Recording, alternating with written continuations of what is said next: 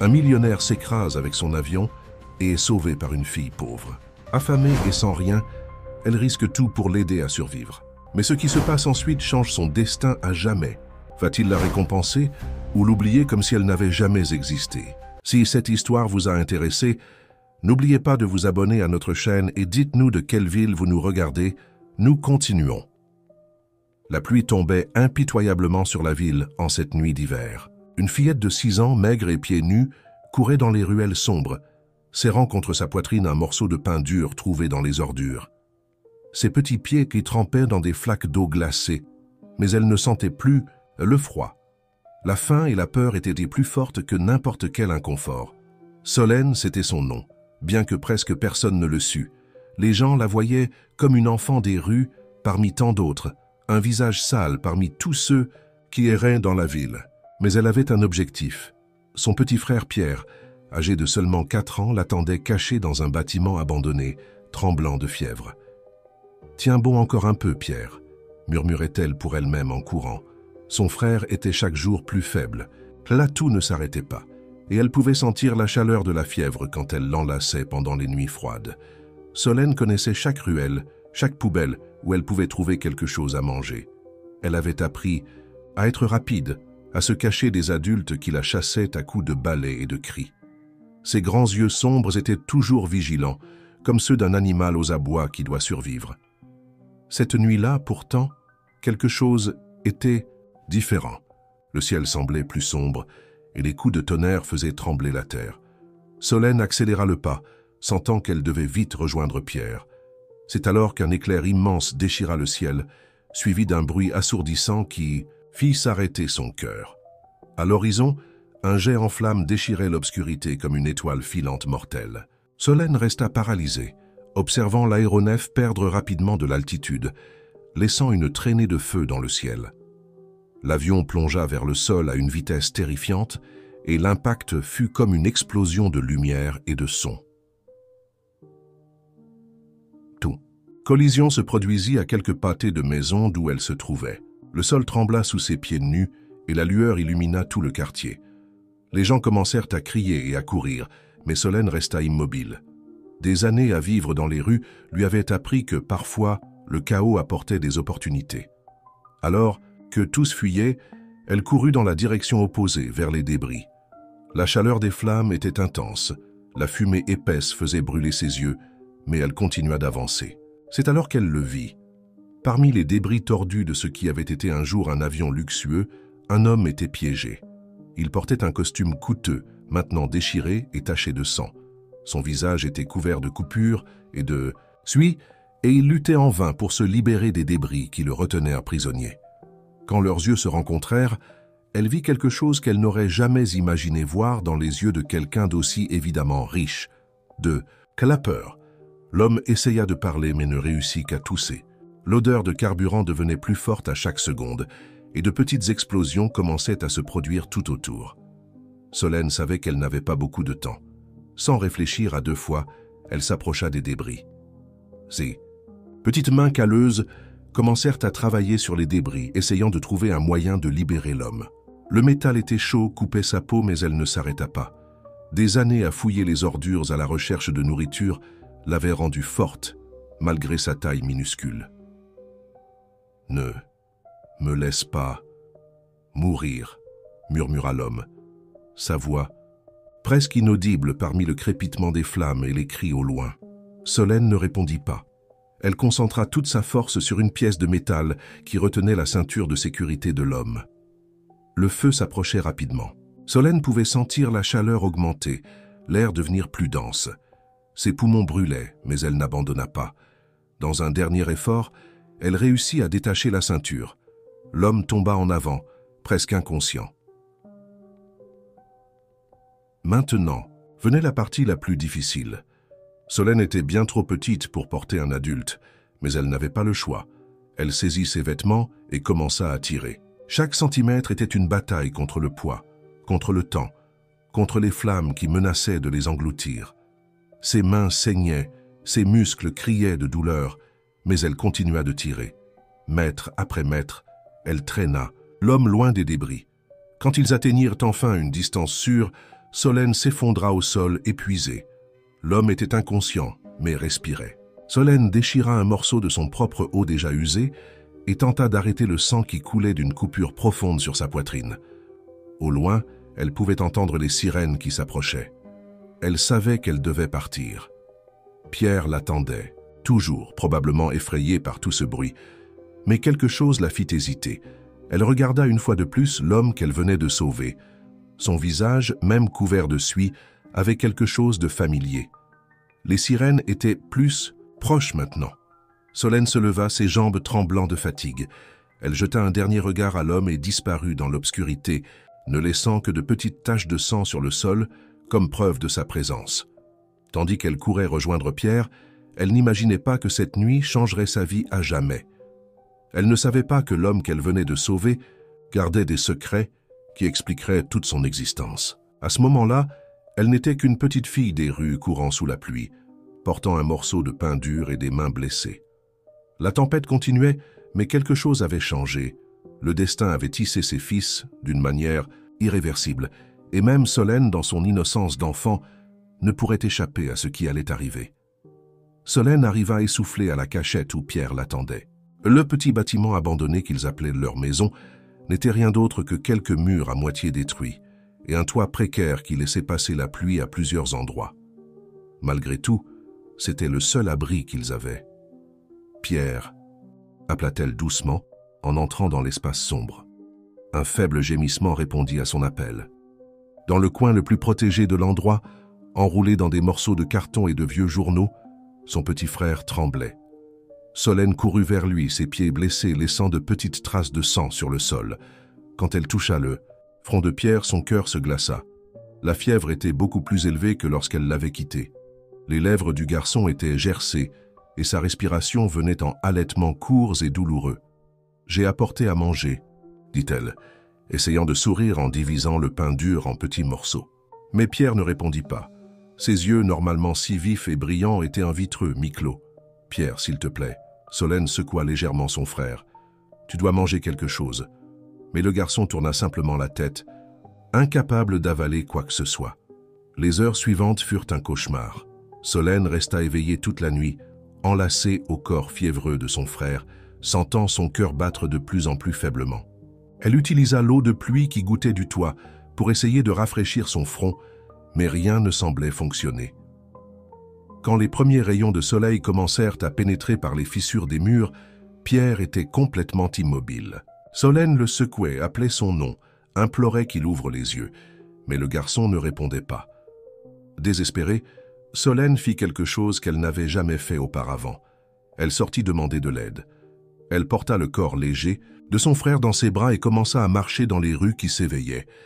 Elle s'approchait des gens, implorait du secours, mais tous s'éloignaient. Certains traversèrent la rue pour l'éviter, d'autres faisaient simplement semblant de ne pas la voir.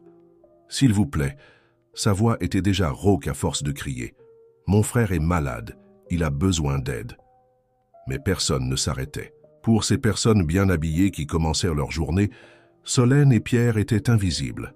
Ils n'étaient que deux enfants sales de plus, deux problèmes qu'elle préférait ignorer. C'est alors qu'une voiture noire et luxueuse s'arrêta à côté d'elle. La vitre teintée descendit lentement, révélant un visage que Solène reconnut immédiatement, malgré les pansements et les bandages. C'était l'homme de l'avion. Il la regarda longuement, ses yeux passant du visage sale de Solène au corps immobile de Pierre dans ses bras. Pendant un instant, quelque chose qui ressemblait à de la reconnaissance passa sur son visage. « Monte », dit-il, sa voix encore rauque. Solène hésita.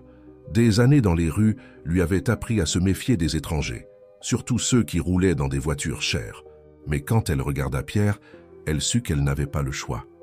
L'intérieur de la voiture était plus luxueux que tout ce que Solène avait jamais vu. L'homme, qui se présenta comme Antoine Dufresne, donna des ordres au chauffeur d'un ton qui n'admettait pas de discussion. En quelques minutes, ils étaient en route vers l'hôpital le plus cher de la ville. Solène observait tout avec un mélange de peur et de fascination. Antoine l'étudiait dans le rétroviseur, son regard indéchiffrable. Il y avait quelque chose chez cette petite fille sale et déterminée qui l'intriguait, quelque chose de familier qu'il ne pouvait pas expliquer. À l'hôpital, les choses se passèrent très vite. Pierre fut emmené en urgence tandis que médecins et infirmières couraient dans tous les sens. Solène essaya de suivre son frère, mais en fut empêchée. Pour la première fois depuis qu'elle s'en souvenait, elle commença à pleurer. Antoine l'observait de loin, appuyé sur une canne. Son propre corps souffrait encore des blessures de l'accident, mais quelque chose l'empêchait de partir. Peut-être était-ce de la gratitude envers la fillette qui avait sauvé sa vie. Peut-être était-ce quelque chose de plus profond qu'il ne comprenait pas encore. Les heures s'étirèrent. Solène resta assise sur le sol de l'hôpital, ignorant les regards désapprobateurs du personnel. Antoine fit apporter de la nourriture, mais elle n'y toucha pas. Ses yeux étaient fixés sur les portes par lesquelles Pierre avait disparu. Finalement, un médecin apparut. Son visage était grave. Solène se leva d'un bond, son cœur battant si fort qu'il semblait prêt à exploser. Le médecin regarda Antoine comme s'il ne savait pas s'il devait parler devant la fillette. « Il est très mal en point, dit-il finalement. La pneumonie est à un stade avancé. S'il avait reçu un traitement plus tôt... » Solène ne comprit pas tous les mots, mais elle saisit le sens. Pierre était en train de mourir. Ses jambes faiblirent, et elle serait tombée si Antoine ne l'avait pas retenue. « Combien ?» demanda Antoine, sa voix tranchant l'air comme une lame. « Combien pour le sauver ?» Le médecin parut surpris. « Monsieur Dufresne, ce n'est pas une question d'argent. Le cas est très grave. »« J'ai demandé combien ?» interrompit Antoine. « Cette petite fille a sauvé ma vie hier soir. Faites ce qu'il faut. Amenez des spécialistes, des médicaments, tout ce qui est nécessaire. Mais sauvez ce garçon. » Solène regarda Antoine avec des yeux écarquillés. C'était la première fois que quelqu'un se souciait d'eux, que quelqu'un était prêt à se battre pour eux. Mais serait-ce suffisant? N'était-il pas trop tard? Le médecin acquiesça lentement et sortit à la hâte. Antoine se tourna vers Solène, son visage un masque de détermination. « Je vais vous aider, dit-il, mais j'ai besoin de connaître votre histoire. Qui sont vos parents? D'où venez-vous » Solène baissa la tête. « Je ne sais pas, » répondit-elle doucement. « Maman est morte il y a longtemps. Je n'ai jamais connu mon père. » Antoine fronça les sourcils, quelque chose dans son expression changeant subtilement. « Comment s'appelait ta mère ?»« Marie, » répondit Solène. « Marie Duval. » Le visage d'Antoine pâlit visiblement. Il s'appuya plus fort sur sa canne, comme si ses jambes avaient perdu leur force. Pendant un moment, il sembla qu'il allait dire quelque chose, mais il fut interrompu par une alarme stridente venant de la salle d'urgence. « Code bleu !» cria quelqu'un. « Patient en arrêt cardiaque !» Solène reconnut le couloir d'où venaient les cris.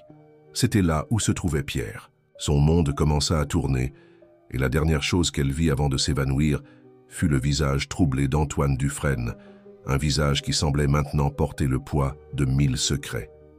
Solène se réveilla dans un lit d'hôpital, propre et vêtue de nouveaux vêtements pour la première fois depuis des années. Pendant un moment, elle fut désorientée, jusqu'à ce que le souvenir des derniers événements revienne comme un coup de poing dans l'estomac. Pierre. Elle se leva d'un bond, ignorant le vertige. Une infirmière tenta de l'en empêcher, mais Solène était déjà dans le couloir, courant pieds nus sur le sol froid. Elle devait trouver son frère. « Il est vivant !» Une voix grave la fit s'arrêter. Antoine Dufresne était assis sur une chaise dans le couloir, semblant ne pas avoir dormi. Les médecins ont réussi à le ranimer. Il est en soins intensifs. Solène sentit ses jambes faiblir. Vivant. Pierre était vivant. Antoine la guida jusqu'à une chaise et elle se laissa asseoir, tremblante. « Je veux le voir », demanda-t-elle, sa voix toujours rauque. « Ce n'est pas encore possible », répondit Antoine, son ton plus doux qu'elle ne s'y attendait. Il est en isolement. « Mais dès que possible, je promets que tu seras la première à entrer. » Solène acquiesça, essayant de comprendre tout ce qui se passait. Elle regarda ses mains, maintenant propres et avec des pansements sur les coupures causées par le sauvetage. « T'as d'Antoine. Cela semblait avoir eu lieu il y a si longtemps, mais cela ne faisait que quelques heures. »« Pourquoi nous aidez-vous » demanda-t-elle finalement, regardant Antoine. « Personne n'a jamais... »« Tu as sauvé ma vie, » l'interrompit-il, mais il y avait quelque chose d'étrange dans sa voix, comme si ce n'était pas toute la vérité. « Et maintenant, je dois te poser quelques questions. » Solène se recroquevilla instinctivement. Dans les rues, les questions n'étaient jamais bonnes. Elles signifiaient des problèmes. Elles signifiaient des gens qui voulaient la séparer de Pierre. Ta mère, commença Antoine, choisissant ses mots avec soin. Marie Duval. Elle... Comment était-elle? La question prit Solène par surprise. Cela faisait si longtemps qu'elle n'avait pas pensé à sa mère. Les souvenirs étaient comme des photographies délavées, un sourire fatigué, des mains douces, l'odeur de savon bon marché. Elle travaillait beaucoup, répondit Solène doucement. Elle nettoyait des maisons, lavait du linge pour les autres. Elle disait toujours qu'un jour elle nous donnerait une vie meilleure. Antoine ferma les yeux un moment, comme si chaque mot le blessait. Et après? Que lui est-il arrivé? Elle est tombée malade. Solène sentit les larmes commencer à se former. Très malade. Il n'y avait pas d'argent pour un médecin. Un jour, elle ne s'est plus réveillée. Le silence qui suivit fut pesant. Antoine semblait livrer une bataille intérieure. Ses mains serraient la canne avec tant de force que les jointures étaient blanches. « Et ton père ?» demanda-t-il finalement. Elle n'a jamais parlé de lui? Solène secoua la tête. Juste une fois. Quand elle était très malade, elle a dit qu'il était un homme important, qu'il avait promis d'aider, mais qu'il avait disparu. Elle a beaucoup pleuré cette nuit-là. Antoine se leva brusquement, boitant jusqu'à la fenêtre. Sa posture était tendue, comme si chaque mot de Solène était une accusation. « Monsieur Dufresne ?» Une voix interrompit le moment. C'était son assistant, un homme maigre en costume impeccable. « Votre fils est au téléphone. Il veut savoir comment vous allez après l'accident. » Antoine se retourna et Solène remarqua que son visage avait changé. Le masque de l'homme d'affaires était de retour, cachant toute émotion qui aurait pu transparaître quelques instants plus tôt. « Dites-lui que je vais bien, » répondit-il sèchement. « Et faites préparer une chambre particulière pour ses enfants, la meilleure de l'hôpital. » L'assistant hésita. « Monsieur, avec tout le respect que je vous dois, le conseil s'interroge déjà sur vos dépenses pour ces moins favorisés. Votre fils en particulier s'inquiète de... » « Je n'ai pas demandé l'avis de mon fils ou du conseil, » trancha Antoine, sa voix glaciale. « Faites ce que je vous ai dit. » Quand ils se retrouvèrent à nouveau seuls, Solène remarqua que quelque chose avait changé. Antoine la regardait différemment, comme s'il voyait un fantôme. « Je vais prendre soin de vous, » dit-il finalement. « Toi et ton frère ne manquerez plus jamais de rien. » Avant que Solène puisse répondre, un médecin apparut en courant dans le couloir. Son visage était pâle. « Monsieur Dufresne, » dit-il hors d'haleine, « le garçon, il y a eu une complication. » Solène sentit son monde s'écrouler à nouveau. Mais cette fois, quand ses jambes faiblirent, ce furent les bras d'Antoine qui la retinrent ferme et protecteur comme elle n'en avait jamais connu. « Que s'est-il passé ?» exigea Antoine, sa voix tremblant légèrement. « L'infection s'est propagée, » expliqua le médecin. « Nous avons besoin d'un médicament spécifique, très coûteux, et même alors les chances... » « Combien ?» interrompit Antoine. « Monsieur, il s'agit de centaines de milliers. »« Je n'ai pas demandé le prix, » grogna Antoine. « J'ai demandé combien de temps nous avons. » Le médecin déglutit difficilement. « Des heures, peut-être moins. » Solène commença à sangloter, un pleur silencieux et désespéré. Antoine la serra plus fort et elle sentit quelque chose mouiller ses cheveux. Quand elle leva les yeux, elle vit que le puissant homme d'affaires pleurait aussi. « Sauvez-le » ordonna Antoine au médecin. « Peu importe le coût, je ne peux pas perdre quelqu'un d'autre. » La dernière phrase fut dite si bas que Solène l'entendit à peine, mais elle l'entendit. Et quelque chose dans ces mots, dans la façon dont ils furent prononcés, alluma une petite lueur d'espoir dans son cœur brisé.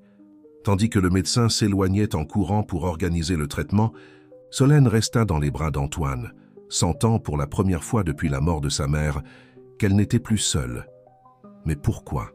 Pourquoi cet homme puissant se souciait-il tant d'eux? Qu'y avait-il derrière ces larmes qu'elle avait vues dans ses yeux? La réponse était là, cachée dans les ombres du passé, attendant de remonter à la surface et de tout changer à jamais. La nouvelle de l'hospitalisation des enfants se répandit rapidement dans les couloirs du pouvoir. Dans le penthouse, luxueux de l'immeuble le plus exclusif de la ville, Rémi Dufresne, fils unique d'Antoine, recevait l'information avec une expression de dégoût. « 2 enfants des rues ?» demanda-t-il au téléphone, sa voix distillant le mépris. « Mon père a complètement perdu la raison après cet accident. » À ses côtés, Hélène, sa fiancée, arqua un sourcil parfaitement dessiné. C'était une femme d'une beauté froide et calculée, chaque geste étudié pour maximiser son impact. « Combien n'a-t-il déjà dépensé pour ça ?» demanda-t-elle, ses yeux bleus brillants d'intérêt. Rémi raccrocha violemment le téléphone. Des millions. Le traitement du gamin coûte une fortune. Et maintenant, il veut les amener tous les deux au manoir. Hélène se leva, gracieusement marchant jusqu'à la fenêtre. La ville s'étendait à ses pieds, un tapis de lumières et d'ombres. « Ton père a toujours été excentrique », commenta-t-elle, choisissant ses mots avec soin. « Mais ceci est différent. Il y a quelque chose de plus. » À l'hôpital, ignorant les conspirations qui commençaient à se former, Solène restait au chevet de Pierre. Le garçon était entouré de machines et de tubes, mais sa respiration s'était stabilisée. Le médicament coûteux fonctionnait. Antoine entra silencieusement dans la chambre. Il observa la fillette un moment, remarquant comment elle tenait la main de son frère comme elle protégeait son sommeil. Ce geste lui rappelait tant une autre personne en un autre temps. « Solène », appela-t-il doucement. « Nous devons parler. » Elle le regarda, ses grands yeux sombres portant une maturité qu'aucun enfant ne devrait avoir. « Les médecins disent que Pierre s'améliore, » continua Antoine, s'asseyant lourdement sur une chaise. « Dès qu'il sortira, je veux vous emmener. »« Chez moi. » Solène se tendit visiblement. « Pourquoi ?» La question prit Antoine par surprise. Il n'était pas habitué à être questionné, encore moins par une enfant, mais il y avait quelque chose dans son ton, une méfiance née de nombreuses déceptions, qui le poussa à répondre avec honnêteté. « Parce que c'est la chose juste à faire, dit-il simplement. Vous avez besoin d'un foyer, d'éducation, d'une chance. »« Non, interrompit Solène, sa voix ferme malgré sa douceur. Pourquoi vous souciez-vous tant de nous? Pourquoi est-ce que cela vous importe autant ?» Antoine sentit le poids de cette question comme un coup physique. Comment expliquer? Comment dire la vérité sans détruire le peu d'innocence qui restait encore chez cet enfant? Avant qu'il puisse répondre, des pas fermes résonnèrent dans le couloir. Rémi entra dans la chambre comme une tempête contenue, son costume italien impeccable contrastant avec l'environnement hospitalier. « Père », sa voix était contrôlée mais cachait une colère latente. « Nous devons parler maintenant. » Antoine se leva avec difficulté, s'appuyant sur sa canne. « Ce n'est pas le moment, Rémi. »« C'est exactement le moment, » insista Rémi, lançant un regard de mépris à Solène. « Le conseil est en ébullition. Nos actionnaires remettent en question votre capacité de leadership. Et vous êtes ici, jouant les bienfaiteurs avec... »« Attention, » interrompit Antoine, sa voix tranchante comme l'acier. « Attention à ce que tu vas dire. » L'air dans la chambre devint dense, chargé de tension. Solène observait tout en silence, ses yeux passant d'un homme à l'autre. Il y avait quelque chose de familier dans le visage de Rémi, quelque chose qu'elle ne pouvait pas expliquer. « Regarde là, dit doucement Antoine, faisant se retourner brusquement Rémi. « Regarde bien. » Rémi regarda plus par réflexe que par volonté, et pendant un instant quelque chose passa sur son visage. Une reconnaissance involontaire, rapidement remplacée par un masque d'indifférence. « Peu m'importe qui elle est ou pourquoi vous faites ça, » dit-il froidement. « Mais je ne permettrai pas que vous détruisiez tout ce que nous avons construit à cause d'un sursaut de conscience tardive. » Antoine fit un pas vers son fils, sa posture changeant subtilement. Soudain, ce n'était plus l'homme blessé, appuyé sur une canne, mais le titan des affaires que tous craignaient. « Tu ne permets rien, dit-il, chaque mot chargé d'autorité. Je suis toujours le propriétaire des entreprises Dufresne, et ces enfants viendront chez moi, que cela te plaise ou non. » Rémi recula d'un pas, surpris par la véhémence de son père. Il lança un dernier regard glacial à Solène et sortit de la chambre, ses pas lourds résonnant dans le couloir. Solène, qui était restée silencieuse pendant toute la confrontation, parla enfin. « Il me déteste, » constata-t-elle simplement. « Pourquoi ?» Antoine se tourna vers elle, son visage s'adoucissant. « Il ne te déteste pas, petite, il a peur. »« Peur? De moi ?»« De ce que tu représentes, » répondit Antoine de façon énigmatique. « Du passé qui revient le hanter, nous hanter, tous. » À ce moment, Pierre bougea dans son lit, gémissant doucement. Solène se tourna immédiatement vers lui, oubliant momentanément l'étrange conversation qu'elle venait d'avoir. Mais les paroles d'Antoine résonnaient dans son esprit. Quel était ce passé? Pourquoi sa présence causait-elle tant de peur chez des personnes si puissantes? Les réponses étaient proches, mais Solène ne savait pas encore que lorsque la vérité éclaterait, plus rien ne serait comme avant, et que la maison qu'Antoine offrait comme refuge pourrait se transformer en une prison de secrets et de mensonges. Le manoir des Dufresne était une construction imposante de verre et de marbre, isolée sur un immense terrain aux abords de la ville. Pour Solène, qui n'avait jamais rien vu au-delà des bâtiments abandonnés et des ruelles sombres, cela ressemblait à un palais sorti d'un rêve. Pierre, encore faible mais se remettant rapidement, serra sa main quand la voiture franchit les portails en fer. Après 2 semaines à l'hôpital, il avait enfin retrouvé des couleurs et ses yeux avaient récupéré une partie de leur éclat. « C'est ici qu'on va habiter ?» demanda-t-il, sa voix encore rauque. Solène acquiesça, incapable de trouver les mots. Antoine, assis sur le siège avant, observait les enfants dans le rétroviseur, son visage un masque indéchiffrable d'émotions contenues.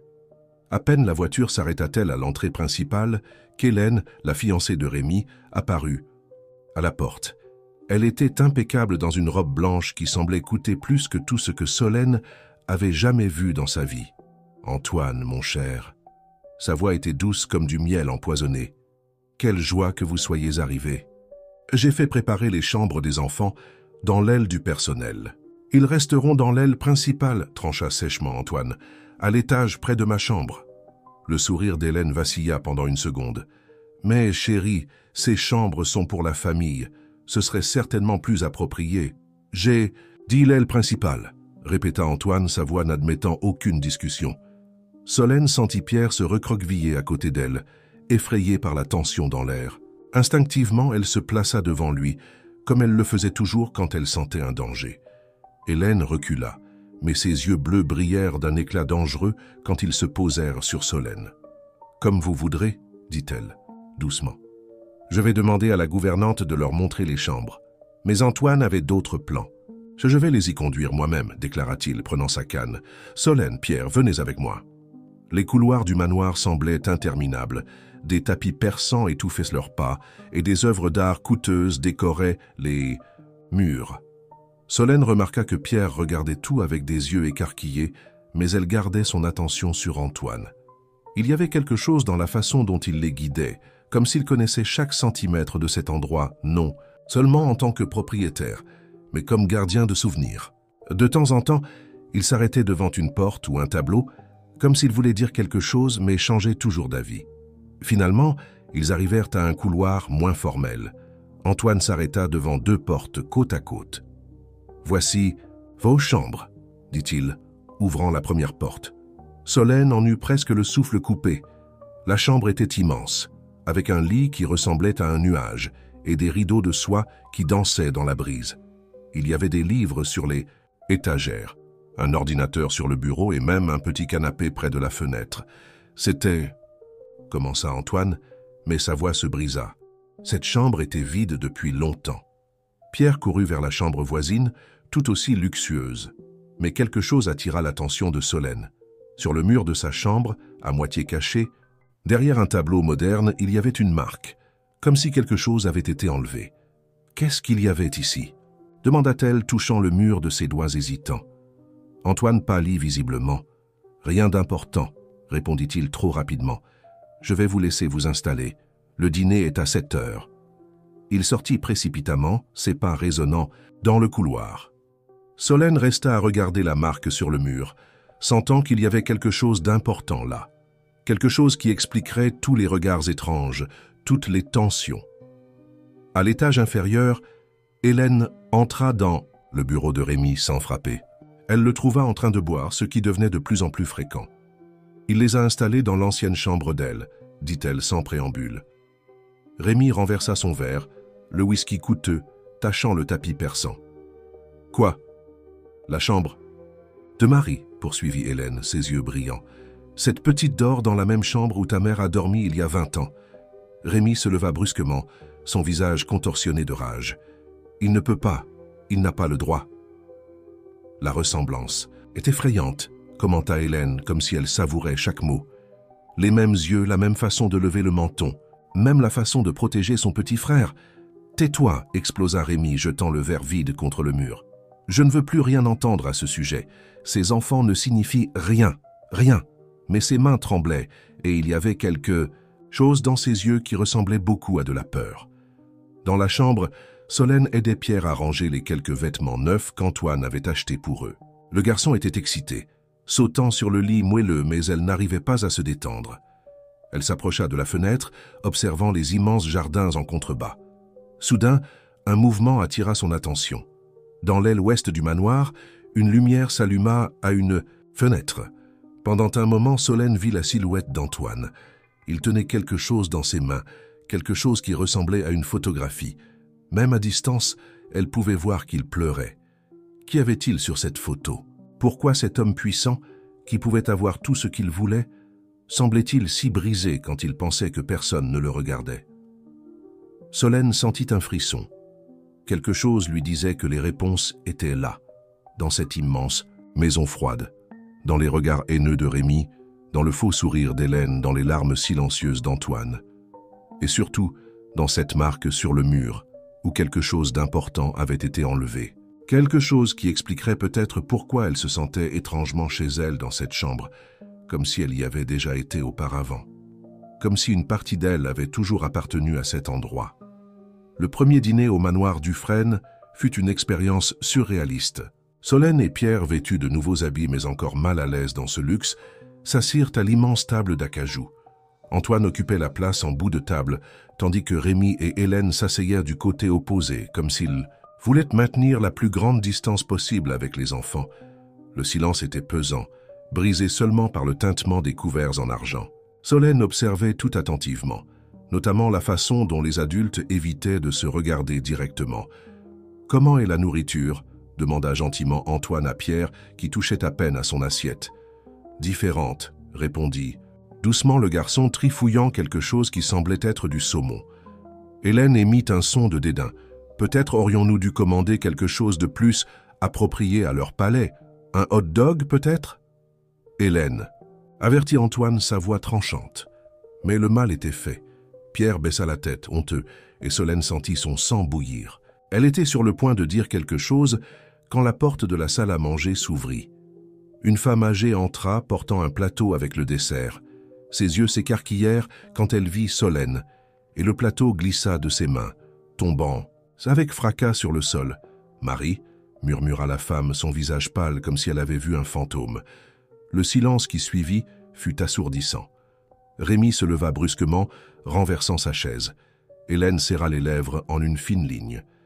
Et Antoine semblait avoir vieilli de 10 ans en une seconde. « Rose, dit-il doucement à la femme, s'il te plaît, nettoie cela et apporte un autre dessert. » Mais Rose continuait à regarder Solène, des larmes coulant sur son visage ridé. « C'est elle, n'est-ce pas, la fille de Marie? Mon Dieu, elle est identique. »« Assez !» explosa Rémi, frappant la table avec tant de force que les assiettes tintèrent. « Je ne veux pas entendre ce nom dans cette maison. » Pierre commença à pleurer, effrayé par le cri. Solène l'enlaça de façon protectrice, ses yeux fixés sur Rose, qui la regardait toujours comme si elle n'arrivait pas à croire ce qu'elle voyait. « Sortez tous !» ordonna Antoine, sa voix tremblant légèrement. « Sauf toi, Solène, nous devons parler. » Hélène conduisit un Pierre réticent hors de la salle, tandis que Rémi traînait pratiquement Rose, qui continuait à murmurer le nom de Marie entre ses sanglots. Quand ils se retrouvèrent seuls, Antoine resta silencieux un long moment, comme s'il rassemblait son courage pour quelque chose de difficile. « Rose travaille dans cette maison depuis 40 ans, commença-t-il finalement. Elle a très bien connu ta mère. » Solène sentit son cœur s'accélérer. « Comment? Marie a travaillé ici, continua Antoine, chaque mot semblant lui causer une douleur physique. Comme employée, au début. Mais après? Après? Antoine se leva avec difficulté, boitant jusqu'à l'une des énormes fenêtres. Tu as le droit de connaître la vérité. Mais je ne sais pas si tu es prête à l'entendre. Je ne sais pas si l'un d'entre nous est prêt. Solène se leva, aussi, s'approchant de lui. « S'il vous plaît, demanda-t-elle doucement, j'ai besoin de savoir. » Antoine se tourna vers elle, ses yeux brillants de larmes contenues. Il ouvrit la bouche pour parler, mais fut interrompu par un bruit de verre brisé venant de l'étage supérieur.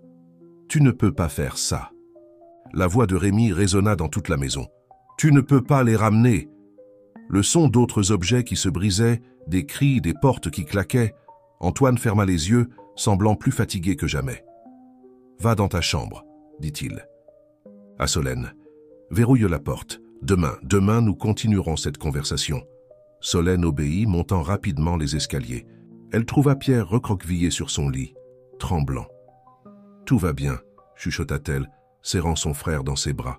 « Tout ira bien. » Mais tandis qu'elle berçait Pierre jusqu'à ce qu'il s'endorme, son esprit bouillonnait. Marie, sa mère, avait travaillé dans cette maison. Rose l'avait connue. Et d'après la réaction de tous, il y avait bien plus dans cette histoire qu'une simple employée. De l'autre côté du couloir, elle pouvait entendre Rémi briser des objets dans son bureau, sa voix entrecoupée alternant entre des cris de colère et des sanglots. « Elle est morte !» criait-il. « Morte et enterrée. Elle ne peut pas revenir. Elle ne peut pas... » Solène serra Pierre plus fort, essayant de le protéger. Des cris. Mais une partie d'elle voulait en savoir plus, voulait comprendre pourquoi sa présence causait tant de désespoir chez Rémi, tant de peur chez Hélène, tant de douleur chez Antoine. Quelle était la vérité derrière tout cela? Que signifiait sa mère pour cette famille? Et pourquoi, même après sa mort, son nom avait-il tant de pouvoir sur ces personnes? Les réponses étaient là, cachées dans les couloirs de ce manoir, dans les regards effrayés du personnel, dans les larmes de Rose, dans la fureur de Rémi. Et Solène était déterminée à découvrir, même si cela signifiait détruire tout ce qu'Antoine Dufresne avait construit. Le lendemain matin, le manoir Dufresne se réveilla dans un silence pesant.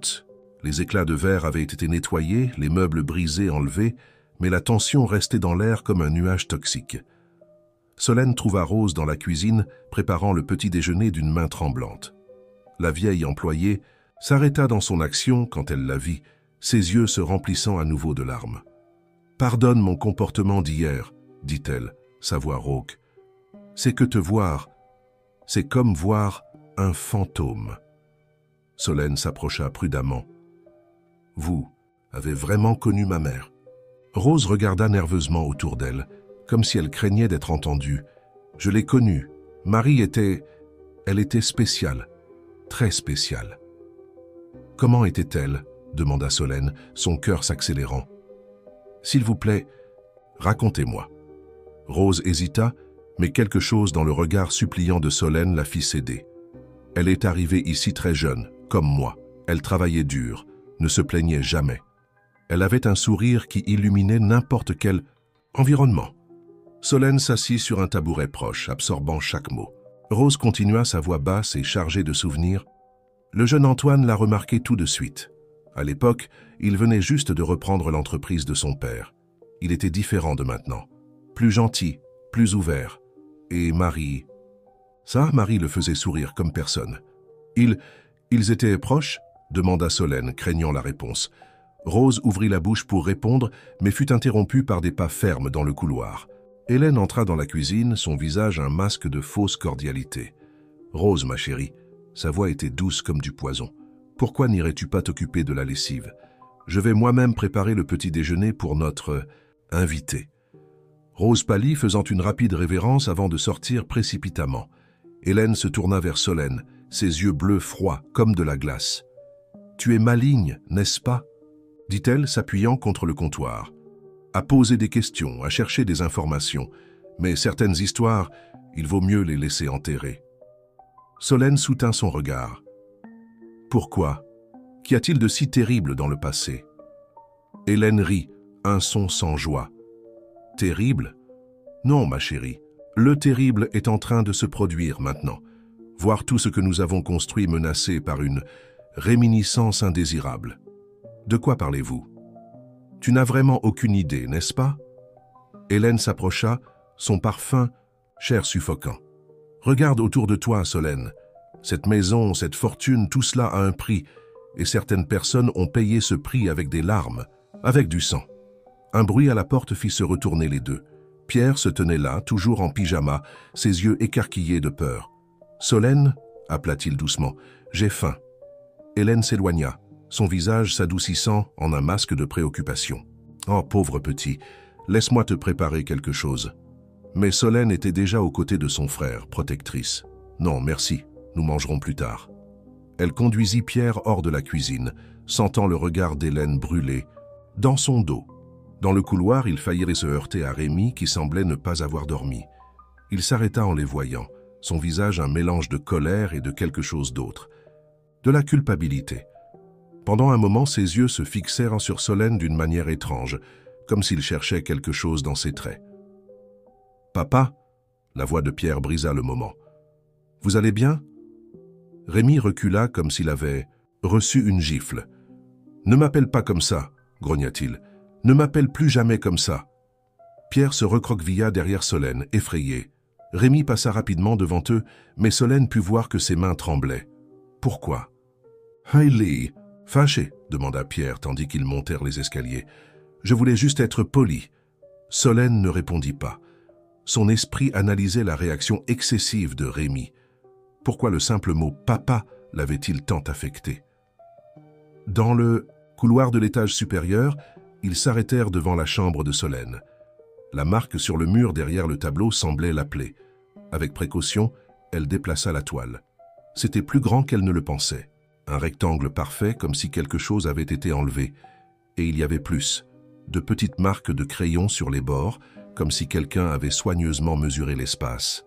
« Que fais-tu » La voix d'Antoine les surprit.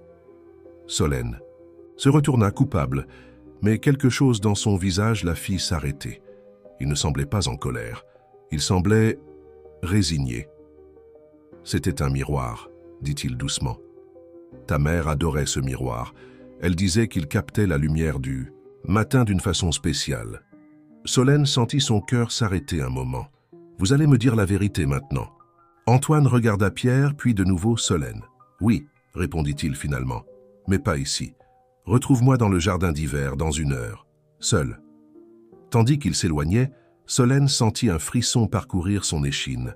Elle allait enfin découvrir la vérité. Mais quelque chose lui disait que cette vérité changerait sa vie à jamais. Et peut-être, juste peut-être, n'était-elle pas prête pour cela?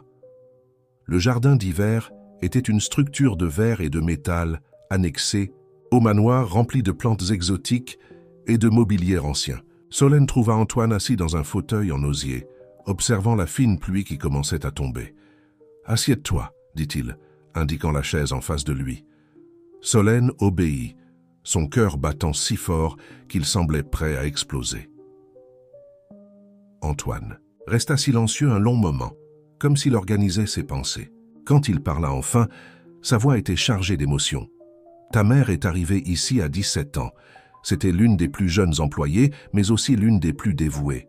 Toujours souriante, toujours prête à aider. » Il fit une pause, ses yeux perdus dans des souvenirs lointains. « Je venais de reprendre l'entreprise après la mort de mon père. J'étais jeune, arrogant, plein d'idées révolutionnaires. Marie, ta mère, elle était comme un rayon de soleil au milieu. De temps de grisaille, Solène retenait sa respiration, absorbant chaque mot. Nous sommes tombés amoureux, continua Antoine, sa voix presque un murmure. C'était inévitable. Elle était si différente de tout ce que je connaissais, si vraie, si pleine de vie. Vous... Et ma mère? Solène sentit sa voix se briser. Oui, ce fut un scandale, bien sûr. L'héritier des Dufresne amoureux d'une employée. Mais je m'en fichais. Nous avons prévu de nous marier, d'avoir une famille. Que s'est-il passé? Demanda Solène, bien qu'elle craignît la réponse. Antoine ferma les yeux, comme si le souvenir était trop douloureux. Mon père était mort depuis peu, mais il avait laissé une clause dans son testament. Si je me mariais avec quelqu'un, d'inapproprié, je perdrais tout. L'entreprise, la fortune, tout. Et vous avez choisi l'argent, compléta Solène, sentant une vague de déception. Non, répondit Antoine avec véhémence. J'étais prêt à tout abandonner pour elle. Mais Marie, elle a découvert qu'elle était enceinte. Et elle a pris la décision pour nous deux. Solène sentit le monde tourner. Enceinte? De jumeaux, continua Antoine, des larmes coulant sur son visage. Marie savait que si elle restait, je perdrais tout. Et elle ne voulait pas que ses enfants grandissent avec le poids de ce choix. Alors elle est partie. Elle n'a laissé qu'une lettre. « Des jumeaux ?» répéta Solène, son esprit essayant de comprendre l'information. « Mais cela signifie « Rémi est ton frère », confirma Antoine, sa voix se brisant. « Ton frère jumeau. » Solène se leva brusquement, sentant ses jambes trembler. La révélation était comme un coup de poing dans l'estomac. Rémi, l'homme qui la regardait avec tant de haine, était son frère. « Il sait ?» parvint-elle à demander. « Il a toujours su. Il a grandi en sachant qu'il avait une sœur quelque part. Une sœur que sa mère avait choisi d'emmener, tandis qu'elle le laissait derrière. Pourquoi? Pourquoi les séparer? » Solène sentait des larmes chaudes couler sur son visage. Marie croyait qu'elle faisait ce qui était juste. Elle a laissé Rémi avec moi, pour qu'il ait la vie que le nom Dufresne pouvait lui offrir. Et elle t'a emmené, promettant qu'un jour elle reviendrait quand les choses seraient différentes. Mais elle n'est jamais revenue, compléta amèrement. Solène, je vous ai cherché, dit Antoine, sa voix étranglée, pendant des années, mais Marie avait complètement disparu. Et puis j'ai reçu la nouvelle de sa mort. Solène se laissa retomber sur sa chaise, ses jambes ne supportant plus son poids, tout prenait sens maintenant. Les regards, les réactions, la chambre. Rémi me déteste, constata-t-elle. Rémi déteste ce que tu représentes, corrigea doucement Antoine. La partie de sa vie qui a été arrachée. La mère qui a choisi de partir. Il a grandi avec cette douleur, cette colère. Un bruit à la porte les interrompit. Hélène se tenait là, son visage pâle de fureur. « Alors vous avez dit la vérité, » dit-elle, sa voix tremblante. « Détruit tout ce que nous avons construit pour protéger Rémi. » « Il devait savoir, » répondit Antoine fatigué. « Tous devaient savoir. » Hélène rit, un son hystérique. « Savoir. Savoir que sa fiancée est sa sœur, que toute sa vie a été construite sur des mensonges. » Solène sentit son sang se glacer. « Fiancée?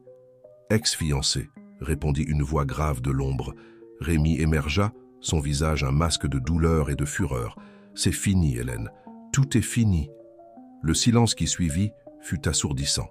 4 personnes, liées par des secrets et des mensonges, se regardant dans un jardin d'hiver tandis que la pluie tombait dehors. Et quelque part dans le manoir, Pierre dormait, ignorant que sa petite famille venait de devenir partie d'une intrigue, bien plus grande et plus douloureuse que quiconque aurait pu imaginer. Le chaos qui suivit la révélation fut assourdissant. Hélène sortit en courant du jardin d'hiver, ses talons claquant furieusement contre le sol. Rémi resta immobile, son visage un masque d'émotions conflictuelles tandis qu'il fixait Solène. « C'est donc pour ça, dit-il, sa voix tremblante. C'est pour ça qu'à chaque fois que je te regarde, je la vois. Je vois notre mère. » Solène ne savait pas quoi répondre. Comment répond-on à un frère qui a passé toute sa vie à haïr sa propre ombre? « Pourquoi m'a-t-elle abandonné ?» demanda Rémi, mais pas à Solène. Ses yeux étaient fixés sur Antoine. Pourquoi a-t-elle choisi de l'emmener elle et pas moi? Antoine se leva avec difficulté, s'appuyant sur sa canne. Elle n'a pas choisi, fils. Elle a essayé de vous protéger tous les deux de la seule façon qu'elle connaissait. Mensonge, explosa Rémi. Elle m'a abandonné. Elle m'a laissé ici pour être élevée par des gouvernantes pendant que tu te noyais dans le travail et la culpabilité. Solène fit un pas vers son frère, mais il recula comme si elle était venimeuse. « Ne t'approche pas, siffla-t-il. Tu n'es pas ma sœur. Tu es juste la preuve vivante du mépris que notre mère avait pour moi. Rémi, je t'en prie, » essaya d'intervenir Antoine, mais il fut interrompu par le bruit de verre qui se brisait. Hélène était revenue, et dans ses mains tremblait une vieille photo dans un cadre brisé. « J'ai trouvé ça dans ton bureau, » dit-elle, sa voix étranglée. « Tout ce temps, tu as gardé des photos d'elle ?» La photo montrait une jeune femme belle, avec les mêmes yeux que Solène tenant 2 bébés. Elle souriait à l'objectif avec tant de joie que c'était douloureux à regarder. « C'était censé être notre dernière photo ensemble, » expliqua doucement Antoine, avant que tout ne s'effondre. Hélène jeta la photo aux pieds de Rémi. « J'ai essayé, tu sais. J'ai essayé de te la faire oublier. J'ai essayé d'être tout ce dont tu avais besoin. Mais tu n'as jamais cessé d'être ce petit garçon abandonné. N'est-ce pas ?» Rémi ramassa la photo d'une main tremblante. « Tu ne comprends pas, dit-il doucement. Personne ne comprend. »« Je comprends, » répondit Solène, sa voix ferme pour la première fois. « Je comprends ce que c'est que de grandir sans savoir qui on est vraiment. Je comprends ce que c'est que de sentir qu'il te manque une partie de toi-même. » Pendant un moment, quelque chose passa sur le visage de Rémi. Un éclair de reconnaissance, de connexion. Mais il fut rapidement remplacé par le masque de froideur. « Trop tard, » dit-il, laissant tomber la photo. « 20 ans trop tard. » Il sortit précipitamment de la véranda, Hélène sur ses talons. Solène resta à regarder la photo par terre, Cette femme qui souriait sans savoir que ce serait le dernier moment de bonheur de sa famille. Que lui est-il arrivé? Demanda-t-elle à Antoine. Comment est-elle morte? Antoine prit soigneusement la photo comme si c'était l'objet le plus précieux au monde. Pneumonie, répondit-il d'une voix rauque. Comme ton frère Pierre a failli. Solène sentit un frisson. Elle n'avait pas d'argent pour se faire soigner, demanda Solène. Elle avait trop de fierté pour demander de l'aide, répondit Antoine. Quand j'ai finalement découvert où vous étiez, il était déjà trop tard. Un cri venant de la maison interrompit leur conversation. Rose apparut en courant, son visage pâle d'inquiétude. « Monsieur Antoine, le petit Pierre, il a disparu ?» Solène sentit son sang se glacer.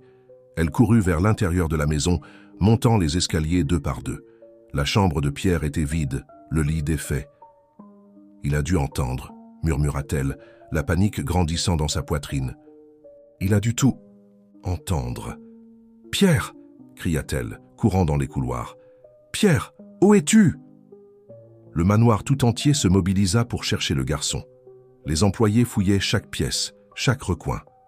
Antoine coordonnait les recherches du mieux qu'il pouvait, boitant d'un côté à l'autre. Ce fut Rémi qui le trouva. Pierre était recroquevillé dans l'ancienne salle de jeu, au grenier. Il pleurait silencieusement, serrant dans ses bras un ours en peluche poussiéreux. « Et » appela doucement Rémi, se surprenant lui-même par la douceur de sa voix. « Tout le monde te cherche. » Pierre leva vers lui des yeux embués de larmes. « Tu es le frère de Solène, dit-il doucement.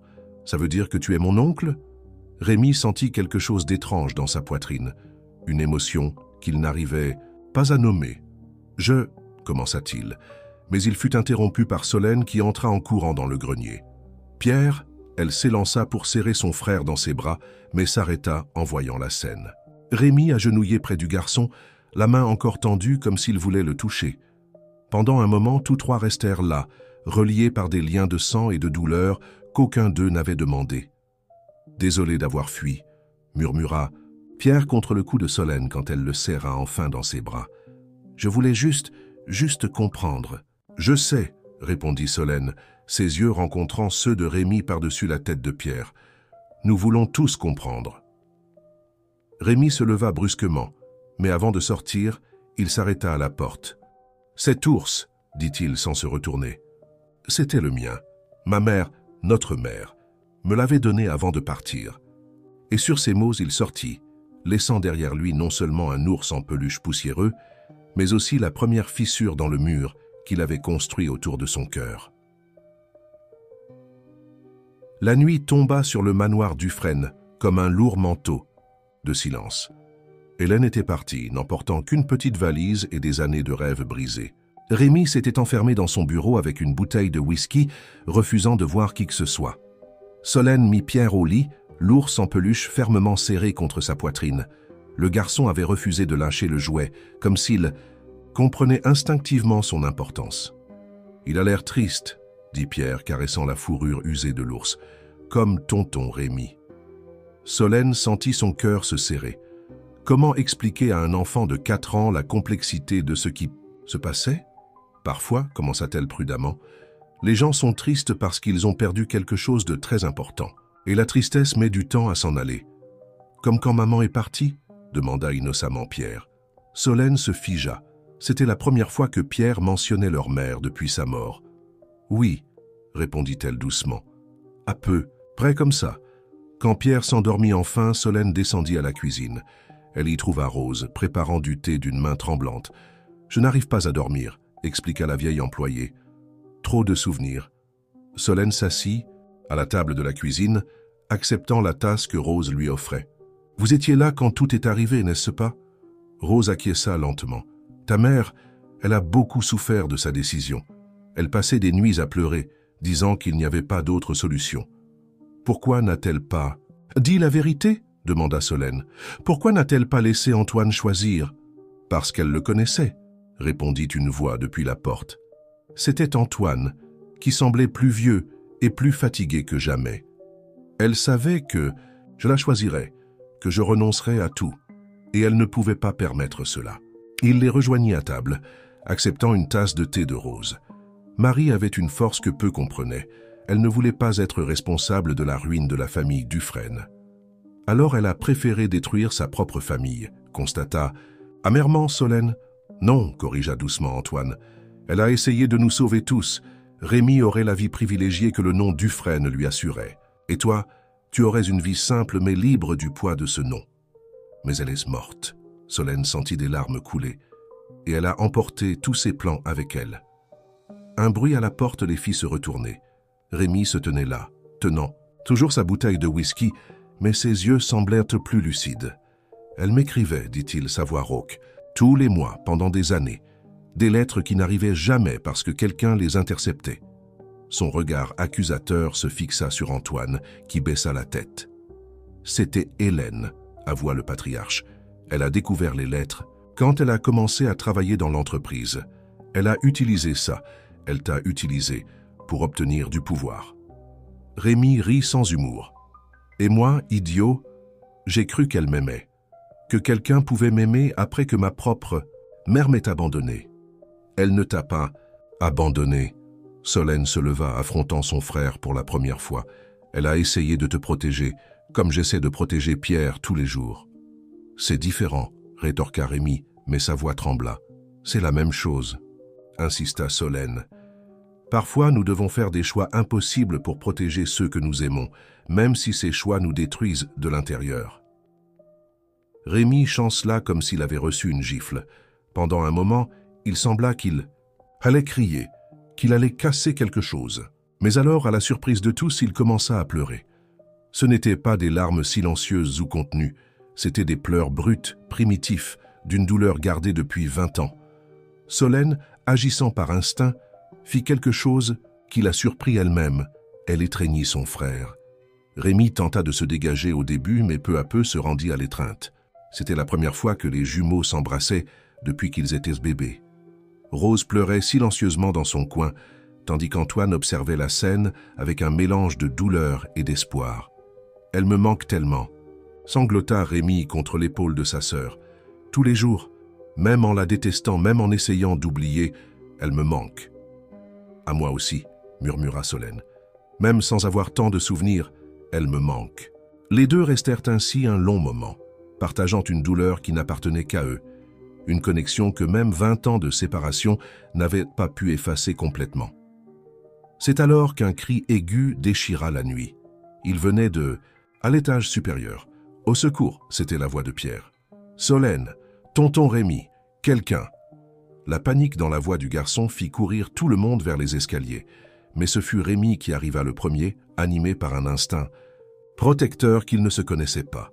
Ce qu'ils trouvèrent dans la chambre de Pierre glaça le sang de tous. Hélène était là, tenant fermement le garçon, une expression démente sur son visage. « Si je ne peux pas avoir cette famille, dit-elle, sa voix tremblante, personne d'autre ne l'aura. » Le temps sembla se figer dans cette chambre. Pierre tremblait dans les bras d'Hélène, ses yeux écarquillés de peur fixés sur Solène. L'ours en peluche gisait tombé sur le sol, dernier souvenir de moments plus doux. Hélène. Rémi fit un pas en avant, ses mains levées dans un geste apaisant.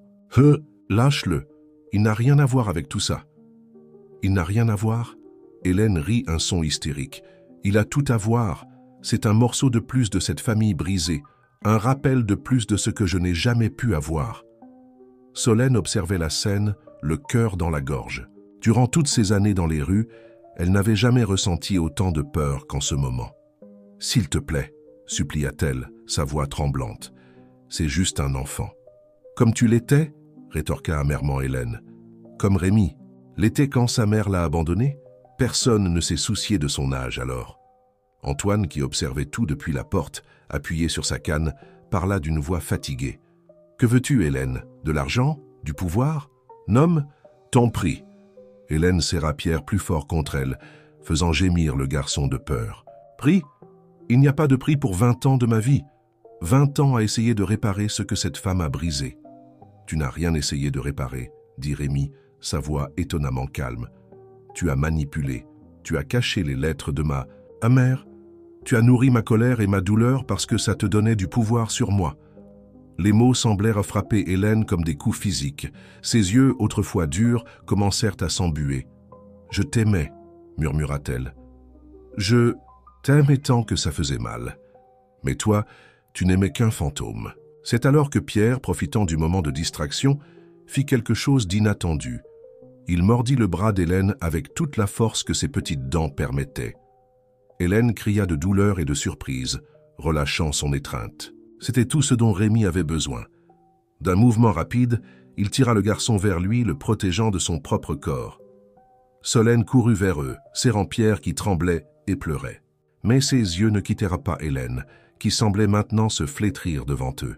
« C'est fini », dit doucement Rémi. « Tout est fini. » Hélène tomba à genoux, sanglotant. Tout son pouvoir, toute sa manipulation, s'effondrant comme un château de cartes. « Que vais-je faire maintenant ?» demanda-t-elle plus à elle-même qu'aux autres. « Qui suis-je sans tout ça ?» Ce fut Antoine qui répondit, sa voix chargée d'une sagesse douloureuse. « Tu recommences à zéro, comme nous tous. » Solène observait la scène avec un mélange d'émotions. Hélène, la femme qui l'avait tant menacée, semblait maintenant petite et brisée. Rémi, qui avait toujours été si dur, serrait Pierre comme si le garçon était la chose la plus précieuse au monde. « Tonton Rémi » appela doucement. Ah, Pierre tremblant encore. « Tu m'as sauvé. » Quelque chose dans le visage de Rémi s'adoucit, un masque de plusieurs années d'amertume commençant à se fissurer. « Je te protégerai toujours, petit. » répondit-il, la voix étranglée. « Tu es de la famille. » Solène sentit des larmes silencieuses couler sur son visage.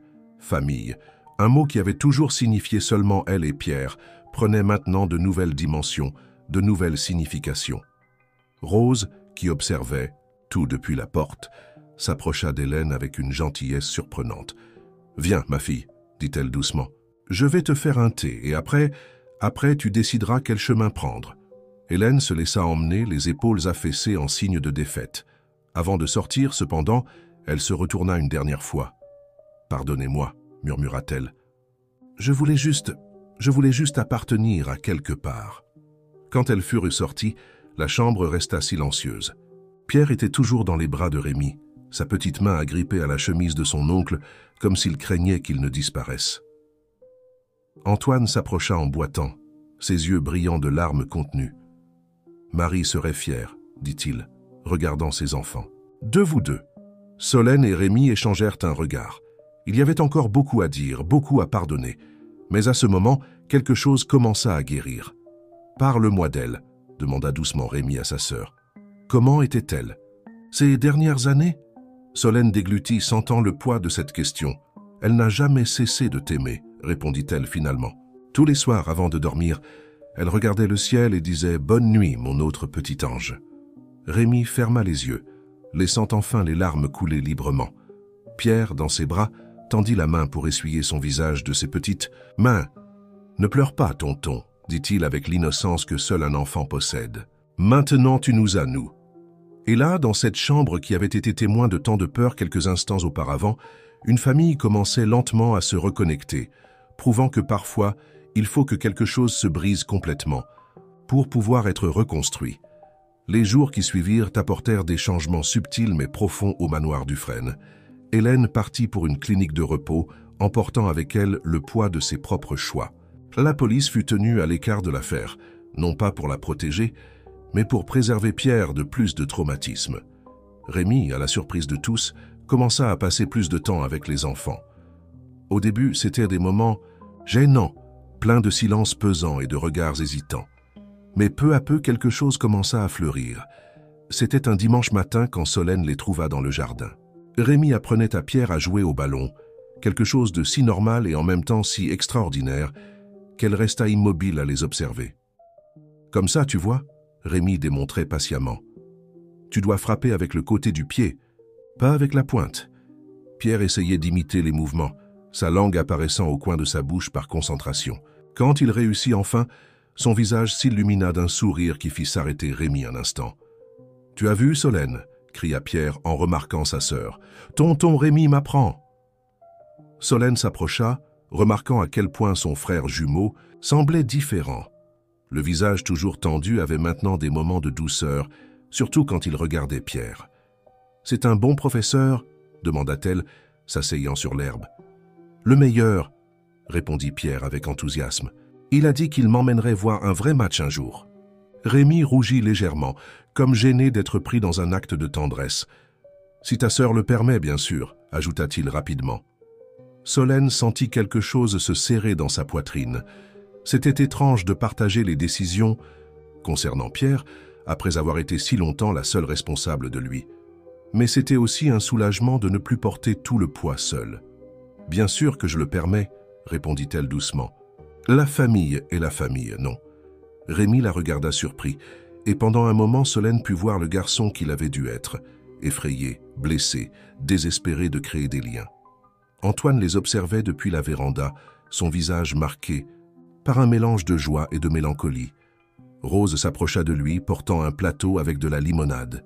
« C'est comme revoir Marie », commenta la vieille employée. « La façon dont il bouge, dont il sourit. » Antoine acquiesça, incapable de parler. Ses enfants, enfin réunis après tant de temps, jouant dans le même jardin où lui et Marie avaient rêvé d'élever leur famille.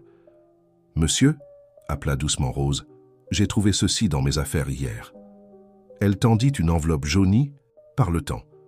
Antoine la prit d'une main tremblante, reconnaissant immédiatement l'écriture de Marie. « C'est la dernière lettre qu'elle a décrite, » expliqua Rose. « Avant la fin.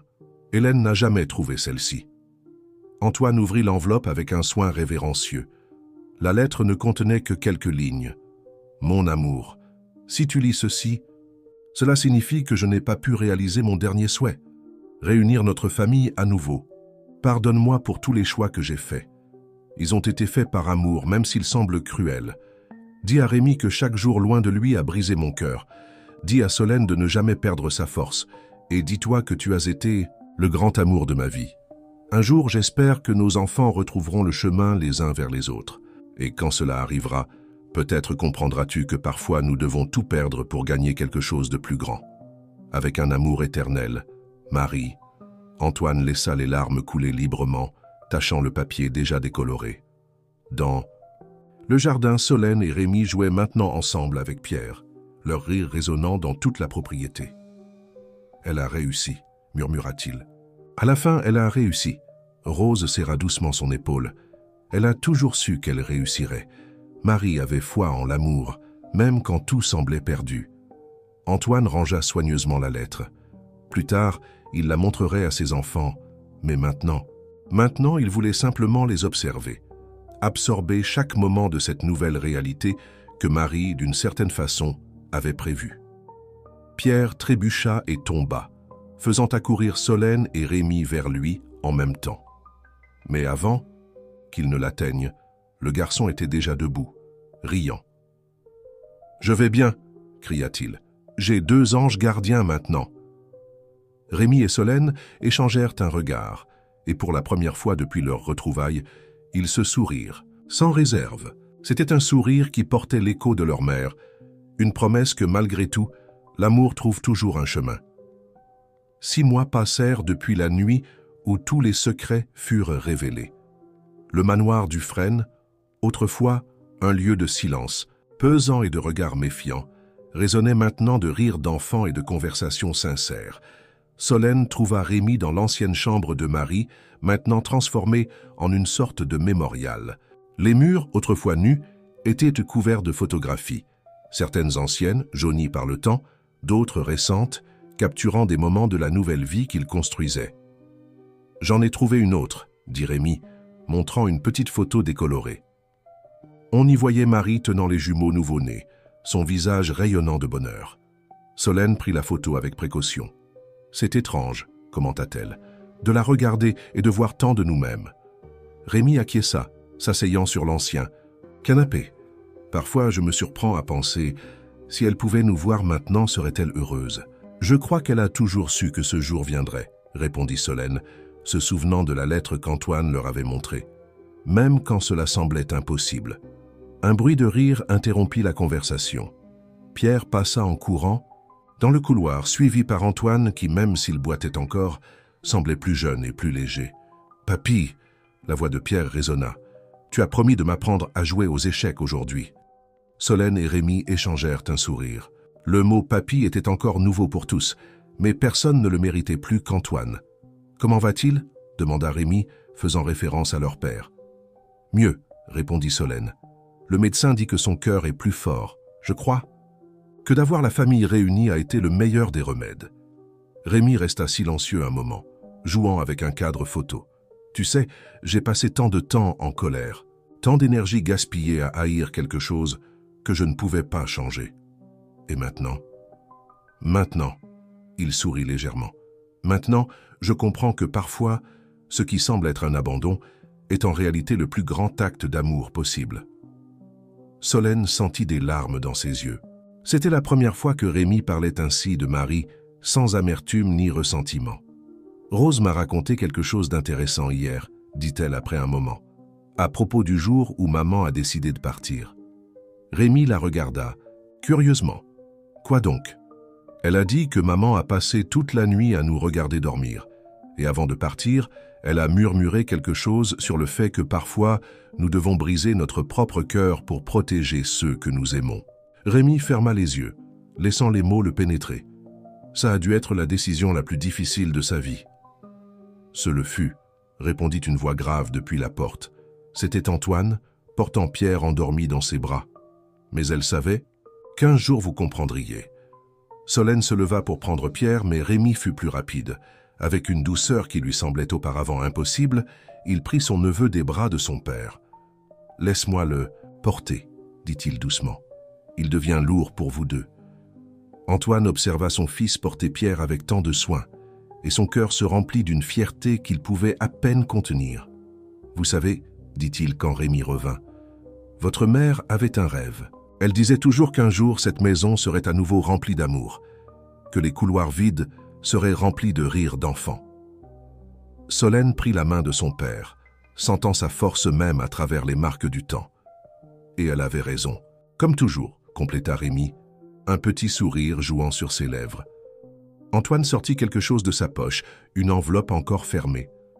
Rose a trouvé ça aujourd'hui, caché dans l'un des vieux livres de Marie. Solène et Rémi s'approchèrent, curieux. C'était une enveloppe adressée à eux deux, l'écriture inconfondable de leur mère encore claire même après tant d'années. « Ce doit être l'une des dernières choses qu'elle a écrites, » dit doucement Antoine. « Voulez-vous l'ouvrir » Les jumeaux échangèrent un regard. Il y avait tant dans ce regard, compréhension, pardon, amour retrouvé. Solène prit l'enveloppe d'une main tremblante, mais ce fut Rémi qui l'ouvrit.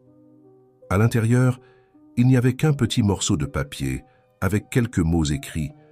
À la hâte, mes bien-aimés, si vous lisez ceci ensemble, cela signifie que l'impossible s'est produit. Cela signifie que l'amour a été plus fort que la distance, que le pardon a vaincu la rancune, que la famille dont j'ai rêvé est enfin devenue réalité.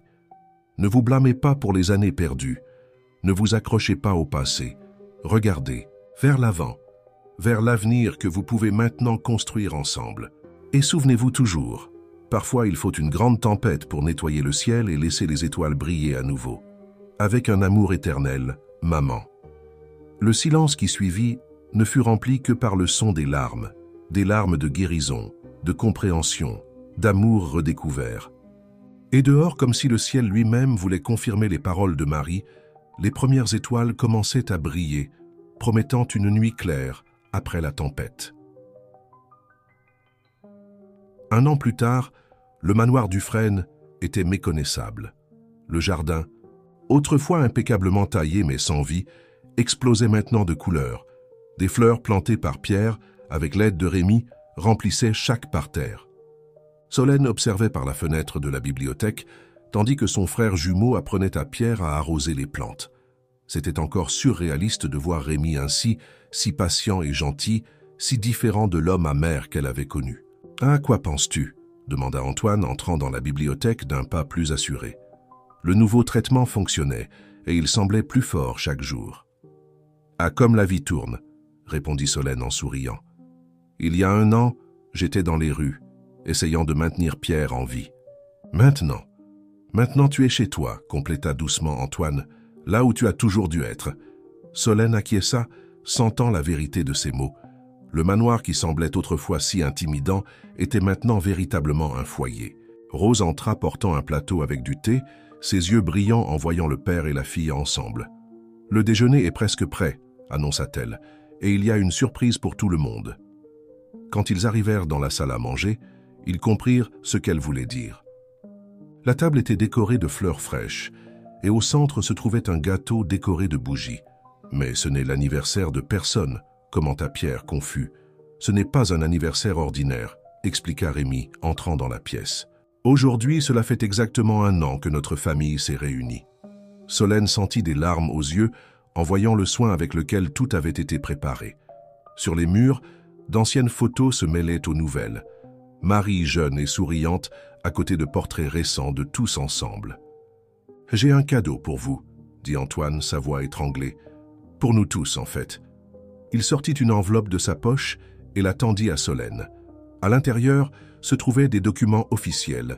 Les entreprises Dufresne changèrent de nom. « À partir d'aujourd'hui, » expliqua Antoine, « nous serons la famille Dufresne. Non pas seulement une entreprise, mais une fondation dédiée à aider les enfants des rues et les familles séparées. » Rémi prit les papiers d'une main tremblante. « Père, c'était ton idée, n'est-ce pas ?» demanda Solène à son frère, reconnaissant son influence dans ce geste. Rémi rougit légèrement. Après tout ce que nous avons vécu, cela semblait être la bonne chose à faire. Utiliser notre privilège pour aider d'autres personnes qui traversent ce que toi et Pierre avez traversé. Pierre, qui avait été inhabituellement silencieux, prit soudainement la parole. « Ça veut dire que d'autres enfants vont avoir une famille aussi ?»« Oui, petit, » répondit Antoine, serrant son petit-fils dans ses bras. « Nous allons aider d'autres familles à se retrouver comme la nôtre. » Solène regarda autour de la table, son père, qui semblait enfin en paix avec lui-même, son frère, qui avait transformé des années de rancœur en force pour aider les autres. Pierre, qui avait apporté tant de lumière à tous. Et quelque part, elle pouvait sentir la présence de Marie, souriant avec approbation. « Vous savez, » dit Rose en servant le gâteau, « Marie disait toujours que l'amour est comme une graine. Parfois, il doit passer par des moments difficiles, enterré dans l'obscurité avant de pouvoir germer et fleurir. » Et elle avait raison, compléta Rémi, prenant la main de sa sœur. « Comme toujours. » Antoine leva son verre pour porter un « toast ». « À Marie, dit-il, qui nous a appris que l'amour véritable trouve toujours son chemin de retour à la maison. »« À la famille, » ajouta Solène, ses larmes coulant maintenant librement. « À notre famille » cria joyeusement Pierre, faisant rire tout le monde. Quand la nuit tomba sur le manoir Dufresne, les étoiles semblaient briller avec une force particulière. Dans le jardin, les fleurs que Pierre avait plantées bougeaient doucement avec la brise, comme si elles dansaient au son d'une musique que seule elle pouvait entendre. Solène resta éveillée tard, assise dans l'ancien fauteuil à bascule de la chambre qui avait un jour appartenu à sa mère. Maintenant, elle comprenait pourquoi Marie avait choisi cette chambre. De là, on pouvait voir tout le jardin, toute la vie qui pulsait, même dans les moments les plus sombres. Dans sa main, elle tenait la dernière photo qu'ils avaient de Marie, non plus avec tristesse, mais avec gratitude. Gratitude pour le sacrifice qu'elle avait fait, pour l'amour qui n'avait jamais cessé d'exister, pour la famille qui était enfin complète. « Merci, maman, » murmura-t-elle à la nuit, « pour tout. » Et quelque part, dans les étoiles qui brillaient, dehors, dans le vent qui balançait les fleurs du jardin, dans l'amour qui remplissait maintenant chaque recoin de cette maison, Marie souriait. Car parfois, le plus grand acte d'amour est de faire confiance que, même quand cela semble impossible, les cœurs brisés retrouvent leur chemin les uns vers les autres. Et quand cela arrive, aucune force au monde ne peut les séparer à nouveau.